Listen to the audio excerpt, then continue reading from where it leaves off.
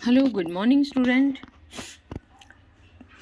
I'm Sunita Sharma, your economics teacher. Today we will do cross elasticity effect यानी कि cross price effect and how price of related goods substitute and complementary affect demand for a commodity यानी कि जो substitute goods and complementary goods हैं कैसे एक demand को affect करती हैं. ओके तो आज हम ये रीड करेंगे थोड़ा सा. कल हमने दूसरे पॉइंट किए थे. कल हमने किया था भाई तो कल हमने किया था inferior goods and normal goods का इफ़ेक्ट कैसे होता है. ठीक है, तो आज हम करेंगे क्रॉस इलास्टिसिटी यानी कि तिरछा कीमत प्रभाव, cross price effect sorry, how price of related good substitute complementary affect demand for a commodity. देखो आपने सब्स्टिट्यूट और कॉम्प्लीमेंट गुड्स पता होगा. सब्स्टिट्यूट गुड वो होती हैं जो एक दूसरे की जगह सब्स्टिट्यूट की जा सकती हैं, यानी कि आप चाय और कॉफ़ी की बात कर सकते हैं इसमें हम. और कॉम्प्लीमेंट्री गुड्स वे होती हैं जो एक दूसरे के साथ जुड़ी होती हैं, जैसे पेन और शाही है, कार पेट्रोल है, इस तरह की. ठीक है, ये हमारी कॉम्प्लीमेंट्री गुड्स होती हैं. अब फर्स्ट करते हैं हम सब्स्टिट्यूट गुड्स. तो सब्स्टिट्यूट गुड क्या होती हैं? अगर एक वस्तु की कीमत बढ़ जाती है तो दूसरी वस्तु की डिमांड बढ़ जाएगी, उसकी कम हो जाएगी क्योंकि उसकी जगह हम दूसरी वस्तु को यूज़ करेंगे. लेकिन कॉम्प्लीमेंट्री गुड्स में ऐसा नहीं होता है. आगे पढ़ेंगे. ठीक है, पहले इसको हम करते हैं, सब्स्टिट्यूट गुड को करते हैं. प्रतिस्थापन वस्तु की कीमत के संबंध में एक वस्तु की डिमांड देखिए क्या है, डायग्राम के थ्रू देखिए आप. ज़्यादा से ज़्यादा ना इकोनॉमिक्स में डायग्राम सीखने की कोशिश किया करो. जितना डायग्राम सीखोगे कर लोगे ना उतनी क्लैरिटी आ जाएगी. देखो OP1 है, हमने इसकी प्राइस फिक्स मान लिया है, एक वस्तु की प्राइस को हमने फिक्स मान लिया है. और हमारी देखो डिमांड पहले है OP1 प्राइस पर, इसकी OT1 है. और ठीक है, मात्रा इतनी क्वांटिटी इसकी बाज़ार में सेल होती है OP1 प्राइस पर, और इसकी जो है डिमांड है D1 है. ठीक है, उसके बाद ये कह रहा है कि यदि चाय की कीमत बढ़ जाती है तो क्या होगा. ठीक है, सॉरी, यदि कॉफ़ी की कीमत बढ़ जाती है, कॉम्प्लीमेंट्री गुड्स तो सॉरी सब्स्टिट्यूट गुड्स क्या हुई, टी की कॉफ़ी, तो हम कॉफ़ी की कीमत बढ़ाते हैं, चाय की कीमत स्थिर रखते हैं, तो कीमत उतनी रहेगी. लेकिन कॉफ़ी की कीमत बढ़ गई तो लोग क्या करेंगे, अपनी प्रेफरेंस टी को देंगे. ओके, तो इसकी डिमांड OT1 से OT2 हो जाती है.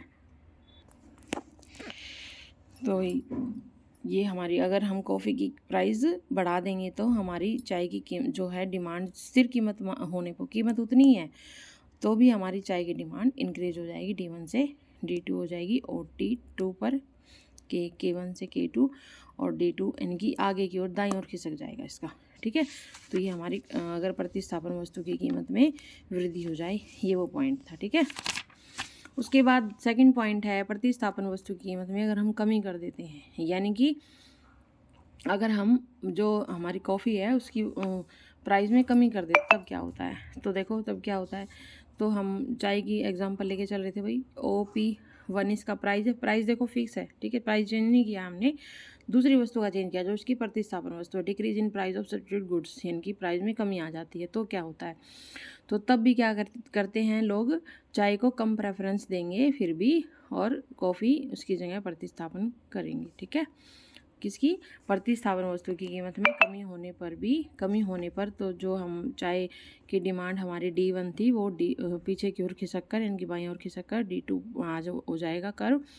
ठीक है, तो ये था भाई प्रतिस्थापन वस्तु की कीमत में वृद्धि और कमी वाला पॉइंट. उसके बाद हम करते हैं नेक्स्ट पॉइंट हमारा है कॉम्प्लीमेंट्री गुड्स. कॉम्प्लीमेंट्री गुड्स देखिए क्या होता है, demands for a commodity in relationship in the price of complementary goods. ठीक है, तो कॉम्प्लीमेंट्री गुड्स की डिमांड क्या होती है, अगर उसके ओके, तो देखिए demand for a commodity in relation to the price of the complementary goods. मान लीजिए कार और पेट्रोल हमारी दो कॉम्प्लीमेंट्री गुड्स है,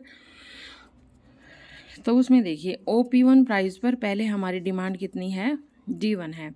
जैसे ही हमारी कॉम्प्लीमेंट्री गुड्स की प्राइस इंक्रीज होती है तो क्या होगा, फर्स्ट पॉइंट यही है ना, पूरक वस्तु की कीमत में वृद्धि होती है. Increase in the price of complementary goods, यदि कॉम्प्लीमेंट्री गुड्स प्राइस में कॉम्प्लीमेंट्री गुड्स की प्राइस में इंक्रीमेंट होता है, वृद्धि होती है, तो क्या रहेगा भाई. ठीक है, तो कार की डिमांड देखिए D1 से बाईं ओर खिसक जाएगी, D2 हो जाएगी, ठीक है, अगर कॉम्प्लीमेंट्री गुड्स की प्राइस में इंक्रीमेंट होती है तब।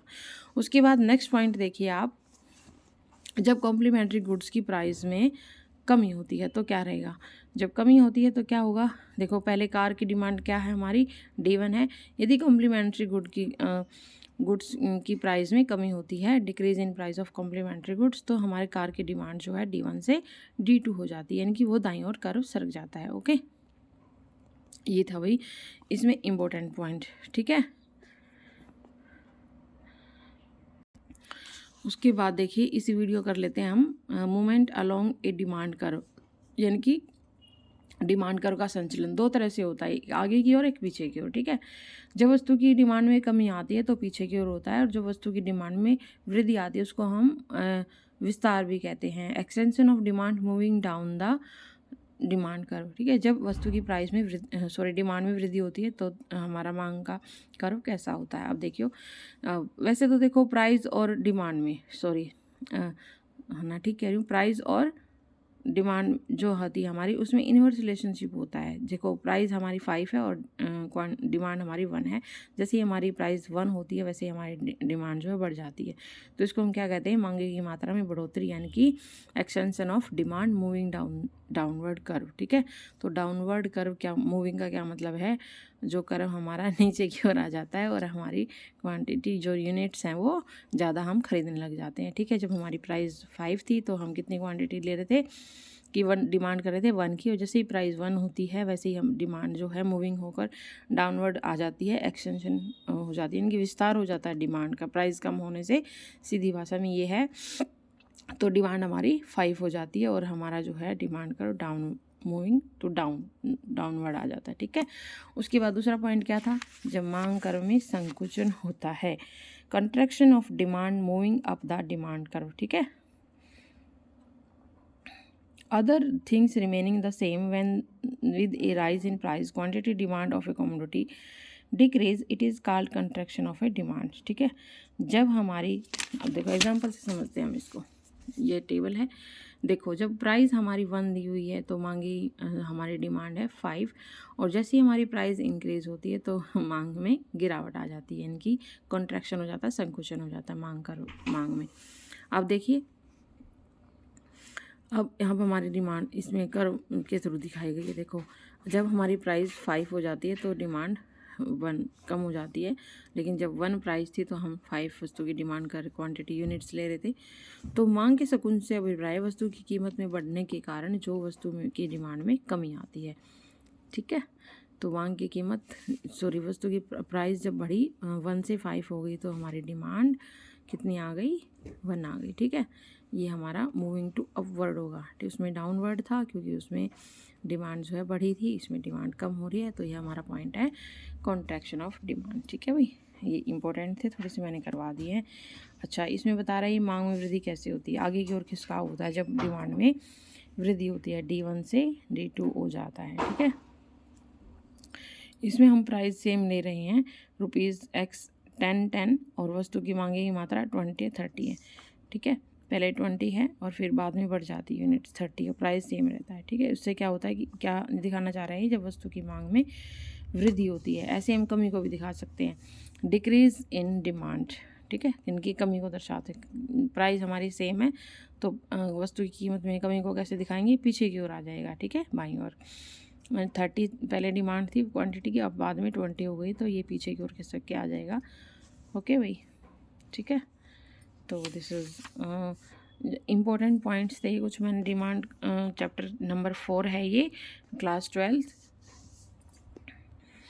ओके, तो चैप्टर नंबर 4 है, क्लास 12th है। This is very important video for all the students of 11th 12th and जो भी PhD प्रिपरेशन कर रहे हैं, ये बहुत आपके लिए यूज़फुल होने वाली है वीडियो, ठीक है भाई। और वीडियो को लाइक शेयर सब्सक्राइब जरूर कीजिएगा, जितने आपके फ्रेंड्स हैं उनके पास लिंक भेज दीजिएगा, देखो फ्री में ही तो पढ़ा रही हूँ, ठीक है। सब्सक्राइब लाइक शेयर ज़रूर कीजिएगा, आपका क्या जाता है, कुछ नहीं, ठीक है, बस आपको सब्सक्राइब करना है, लाइक और शेयर करना है, ठीक है। Okay, thank you dear student, like share subscribe जरूर कीजिएगा भाई।